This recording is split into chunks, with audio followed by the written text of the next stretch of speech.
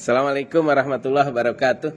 Alhamdulillah, saya ingin menyampaikan materi yang sama yang kemarin disampaikan kepada ibu-ibu. Harapannya pemahamannya sama. Apa yang disampaikan kepada ibu-ibu dan apa yang disampaikan kepada bapak-bapak. Kita ingin membahas mengenai 3 tipe, baik itu tipe laki-laki maupun tipe perempuan berdasarkan amatan dari Amirul Mukminin Sayyidina Umar bin Khattab radhiyallahu anhu.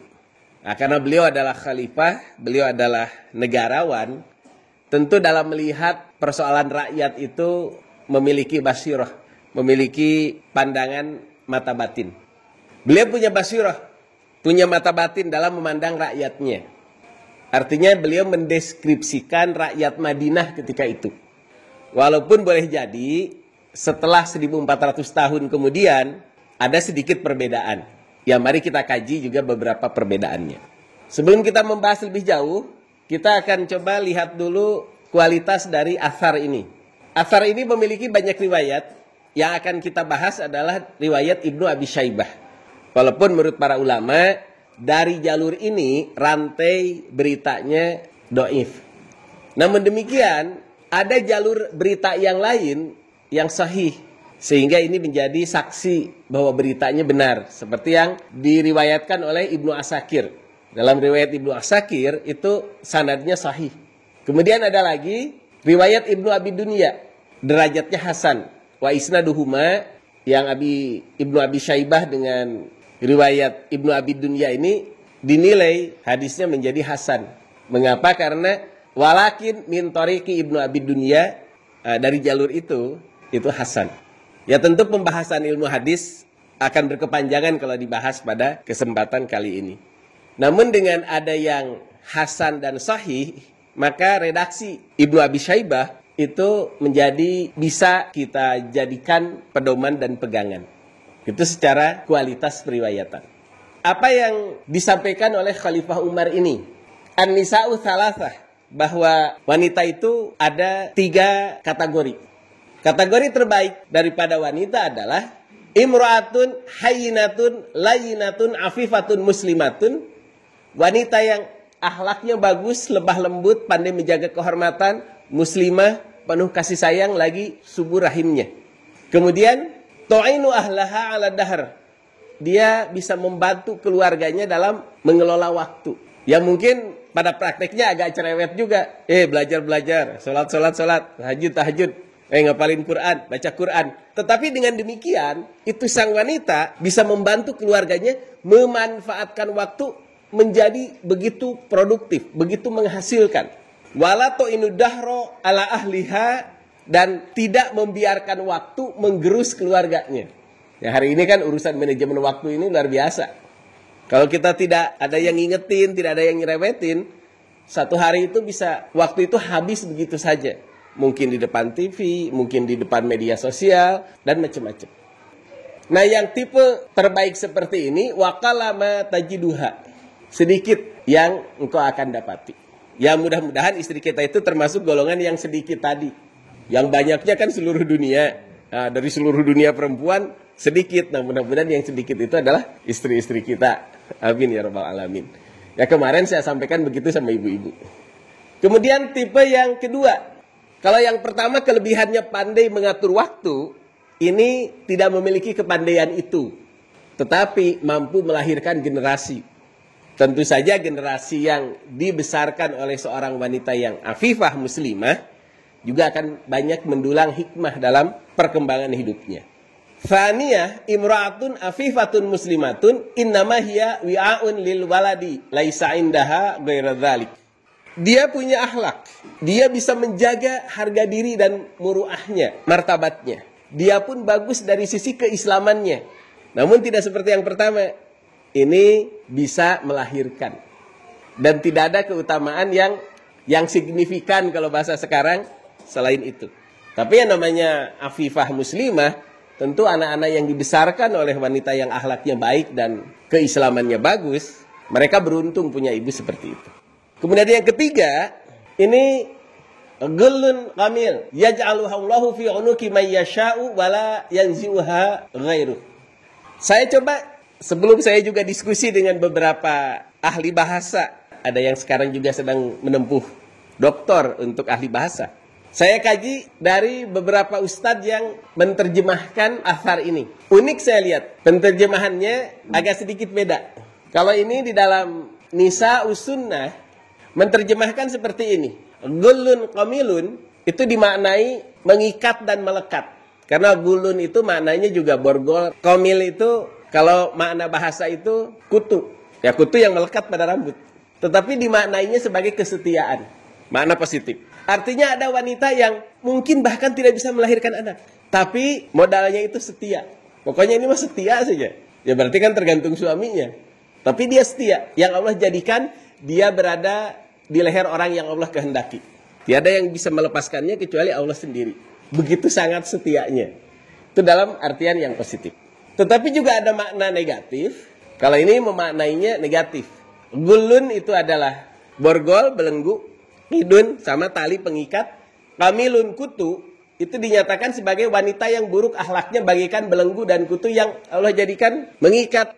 Dia maknanya negatif kan, terbelenggu dan tersiksa oleh kutu. Dan itu tidak ada yang bisa melepaskannya kecuali Allah sendiri. Nah karena ada dua pendapat ini, alhamdulillah jadi hikmah saya diskusi dengan beberapa orang yang ada yang lulusan Al-Azhar, ada juga yang lulusan di pesantren di sini. Akhirnya ketemulah apa yang dituliskan oleh Ibnul Athir. Ibnul Athir adalah ulama yang sering membahas kalimat-kalimat yang gharib, kalimat-kalimat yang asing. Baik itu dari hadis maupun athar. Nah kita akan bahas nanti mana yang lebih tepat dari dua penerjemahan itu. Tapi kita baca aja dulu. Setelah menyebutkan 3 tipe golongan perempuan, setelah menyebutkan 3 klasifikasi perempuan, kemudian Khalifah Umar membahas juga tipe laki-laki. Sama. Kelas A, kelas B, kelas C gitu. Dari yang paling bagus, menengah, kemudian yang paling harus di-upgrade. Yang pertama itu laki-laki yang afifun muslimun. Dia sama, bisa menjaga kehormatannya. Jauh dari zina, jauh dari perbuatan-perbuatan yang merusak harga dirinya. Muslimun, dia seorang muslim yang tunduk pada syariat. Kelebihannya aqilun, ya'tamiru fil umuri. Dia punya gagasan. Dia punya akal cerdas brilian. Sehingga kalau ada orang yang punya masalah, dia bisa memberikan arahan. Kalau dia terjebak di dalam hal yang samar, dia pun bisa mencari jalan keluar secara mandiri karena dia memiliki kecerdasan. Kemudian yang kedua, ini sama, afifun muslimun. Dia bisa menjaga harga dirinya, dia juga muslim, tapi dia tidak punya kecerdasan seperti tipe yang pertama. Laisa lahu ra'yun. Dia tidak punya gagasan, pemikiran-pemikiran yang cemerlang. Namun faida waqa'al amru, kalau dia punya masalah, ata dzarra'yu. Kalau dia punya masalah, dia datang kepada dzarra'yu. Datang kepada orang yang punya pemikiran, punya gagasan itu. Ata dzarra'yi wal masyurati fasyawaruhu wasta'maruhu tsumma najala inda amrihi. Dia datang pada orang yang punya gagasan, dia minta pendapat, dia bermusyawarah dan diikuti arahan-arahan yang merupakan hasil diskusi dengan orang yang bisa memberikan arahan tadi. Sehingga akhirnya selamat juga. Seperti yang pertama. Yang ketiga, rojulun hairun bairun layak tamiru rusyda wala yuti'u mursyida. Ini laki-laki yang dianya bingung, juga belum menemukan arah yang jelas, serampangan. Udah gitu dia tidak mau konsultasi dengan orang yang punya pemikiran. Nggak mau bermusyawarah. Dan kalaupun ada yang memberikan arahan, dia nggak mau nurut juga. Artinya ngikuti maunya sendiri lah. Nah inilah 6 kelompok yang dibahas oleh Amirul Mukminin. Nah, baik kita mulai dari membahas tipe laki-laki dulu. Dari yang paling bawah. Yang paling bawah tadi dikatakan ada laki-laki yang hairun, bairun, layak tamiru, rusyda wala yuti'u mursyida. Dia bingung, serampangan, udah gitu tidak mau minta arahan, kalaupun dikasih tahu nggak mau nurut juga. Kalimat bairun itu juga maknanya ya sia-sia, atau dalam kamus modern itu ya tidak produktif. Waktunya habis berlalu, umurnya berkurang, tetapi ya dia tetap saja dalam kebingungan dan kebimbangan. Nah, tetapi 6 golongan ini bukan berarti kalau sudah begitu akan begitu terus. Ini dinamis, akan bisa berubah. Akan bisa berubah. Nah setelah ini saya akan tunjukkan beberapa gambar tentang kondisi bahwa orang yang bingung dan susah menentukan arah, Itu sebenarnya fenomena kondisi yang bisa terjadi pada hampir semua orang ketika usianya antara 20 dan 30. Jadi ini kalau buat bapak-bapak yang sudah senior, siap-siap kalau sekarang sebentar lagi punya anak usia 20-30, ada masa-masa mereka bingung. Kita yang harus dengan sabar mengarahkan. Kalau di sini ada anak-anak remaja, masuk 20-30 itu memang masa pancarobanya. Ini diberitahukan agar bisa menerima kondisi itu dan bisa lebih tenang dalam mencari solusinya. Sama kayak anak perempuan, kalau dia nggak tahu, dia bakal bingung bahwa masa-masa mau menstruasi, dia akan sensitif. Gampang tersinggung, gampang nangis, rasa-rasanya air mata itu mudah keluar. Kalau dia nggak ngerti, dia akan bingung, kenapa aku jadi seperti ini? Jadi lembek. Kalau dia nggak ngerti. Tapi kalau sudah dikasih tahu mamanya, memang perempuan itu kalau mau haid ya begitu. Gampang marah, gampang tersinggung, gampang mewek. Itu hormon. Oh begitu. Dia akan lebih bisa menerima. Nggak bingung. Paling tidak, dia juga bisa menjaga moodnya. Hati-hati nih. Kalau udah deket-deket menstruasi, saya gampang marah. Nah, gimana caranya supaya tidak terjebak pada kondisi itu? Atau kalau sudah nikah, dia bisa ngasih tahu suaminya, kalau saya gampang tersinggung deket-deket haid, mohon maaf ya, itu memang bawaan hormon. Si suaminya juga jadi paham. Nah, sebenarnya usia 20-30 juga usia sensitif. Kalau menurut ahli, saya ambil gambarnya dari ahli, karena saya bukan ahli di bidang itu. Paling tidak ini penelitian untuk orang-orang di zaman sekarang. Boleh jadi ya, zaman dulu juga begitu, tapi kalau zaman sekarang memang seperti itu. Itu yang disebut dengan krisis di perempatan hidup pertama. Katakan kalau manusia itu umurnya 100 tahun, ya seperempatnya itu 25, 20-30. Itu yang disebut dengan bahasa kerennya QLF, Quarter Life Crisis. Nah ini agak mendekati dengan apa yang 14 abad yang lalu disebutkan oleh Khalifah Umar. Ada memang kondisi orang itu bingung dan tidak on the track, tidak pada jalurnya. Dia sempat keluar jalur, serampangan. Ketika orang masuk ke usia 20-30 bisa mengalami hal seperti ini. Sebelum membahas ke sini, kenapa kok bisa ada krisis seperti itu? Kalau Quran ada sababun nuzul, sebab turunnya. Kalau banyak jadi asbabun nuzul, sebab-sebab dari turunnya. Kalau hadis ada sababul wurud, sebab peristiwa yang terjadi ketika Rasulullah mengatakan itu atau bersikap seperti itu, kenapa?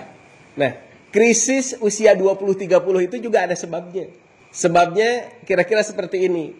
Anak usia 20-30 itu mulai disapih sama orang tuanya.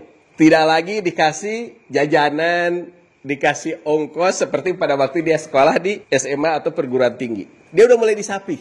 Sudah mulai diharapkan punya penghasilan sendiri. Dan tentu saja awal punya penghasilan tidak seperti orang yang sudah mapan. Baru mulai kerja, beradaptasi dengan dunia kerja, baru mulai wirausaha, jatuh bangunnya usaha di masa awal. Sudah begitu, kalau dia menikah, baru saja dia disapih, sekarang sudah harus jadi kepala keluarga. Baru saja mulai berusaha mandiri, sekarang sudah mulai digandoli oleh istri. Belum lagi kalau punya anak. Nah, dia kan harus berperan sebagai pemimpin, sedangkan dia pun istilahnya baru disapih. Maka akan timbul kebingungan-kebingungan yang banyak.